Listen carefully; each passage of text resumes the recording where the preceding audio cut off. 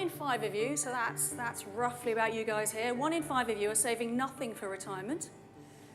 And you don't know how to read the balance on your bank statement. 2 in 5 of you, so that's probably you guys here, let's say, you do not have enough cash and savings to pay an unexpected bill of £300. You don't understand inflation or how it affects your money. You don't understand interest or how it impacts your borrowing or your saving. And you say that you're too busy to sort out your finances.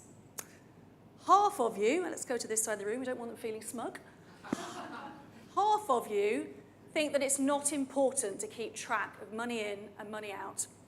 It's not important to shop around to make your money go further. You're not confident about choosing financial products and services. And you live for today, you don't plan for the future, and you believe that there's nothing that you can do is going to make any difference to your circumstances anyway, so why bother?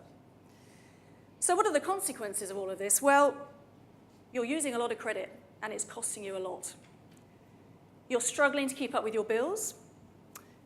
Not surprisingly, you're feeling quite anxious and probably even suffering from depression. You're struggling to focus at work, and your productivity and your performance are suffering. You're really setting a bad example for your children and giving them attitudes to managing money that will cause them problems in their adult life. You're probably arguing about money with your partner and maybe even your children.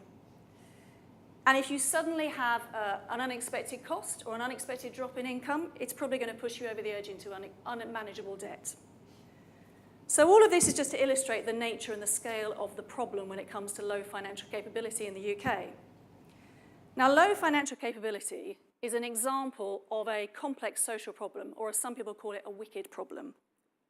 What does that actually mean? Well, it means, for example, that there are many factors that are influencing the situation.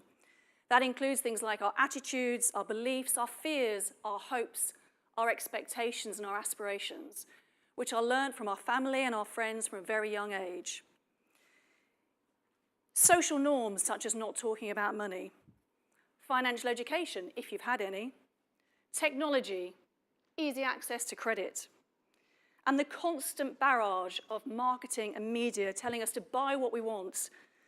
You must keep up with the latest trends, the latest tech, the latest fashion, and live for today, you're worth it. And in fact, you might die tomorrow, so why bother? Don't worry about the future. Other factors that contribute to this complexity are that there are a lot of stakeholders involved, and they've got a lot of different interests, and they're often competing with each other, and that causes a lot of tensions.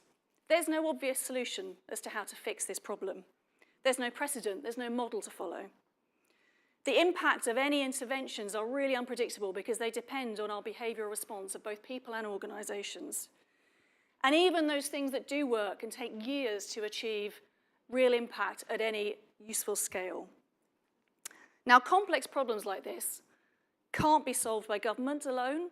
They can't be solved by the Money Advice Service alone. In fact, they can't be solved by any organisation working alone. So how do we go about tackling such a complex problem? Well, the Financial Capability Strategy, launched 2 years ago in this very building, brings together many, many different people and organisations to collaborate and take action to give people lifelong control and confidence to make the most of their money, from pocket money to pensions. But how are we going to do that? Well, the model that we're using to try to lead and drive progress under this strategy is one described as collective impact. Now, collective impact is made out of 5 key components, and the first of those is having a common goal. Well, the goal for the UK strategy is to empower everyone in the UK to make the most of their money and to improve their financial well-being as a result. The second component factor is having a backbone organisation, and in this case, it is the Money Advice Service. And as part of that role, we have created, for example, a toolkit to help organisations evaluate and measure the impact of what they're trying to deliver to consumers. We've created an evidence hub to bring together all of the evidence and insight on financial capability in one place where everybody can access it. We're doing a lot of research. We've done research, for example, that tells us what are the key building blocks of financial capability. And those tell us that the key behaviours that make a difference are keeping track of money in and out, managing credit, actively saving, working towards goals for the future, and building resilience. And it also tells us that the key enablers to those behaviours are financial confidence, financial engagement, and numeracy, but not just numeracy, but the ability and confidence to apply numeracy to everyday calculations and decisions.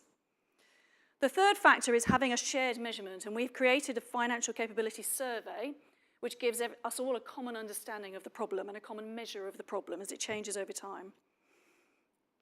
The fourth factor is creating mutually reinforcing activities.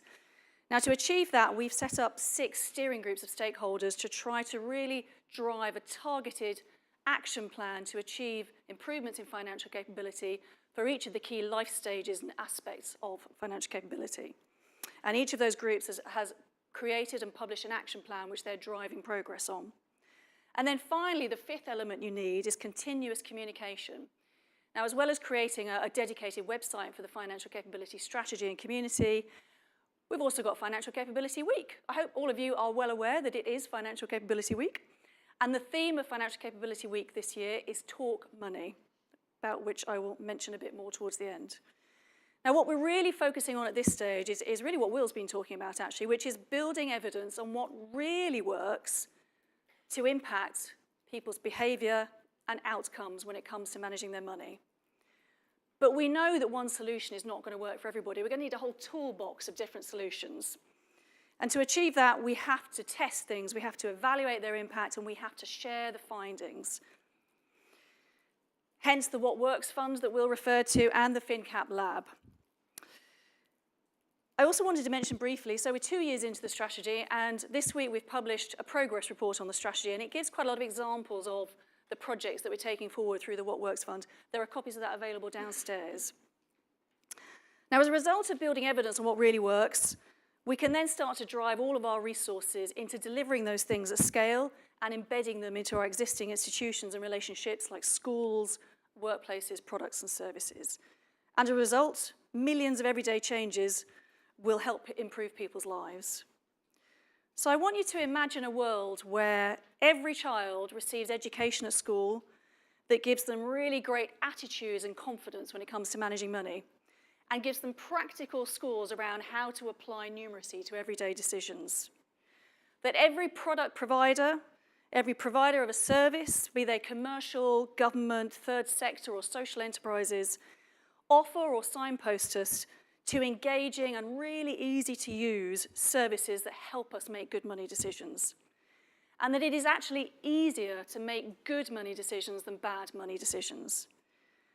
And that we all really believe that we can take control of our money and that things that we do can make a difference to our financial well-being.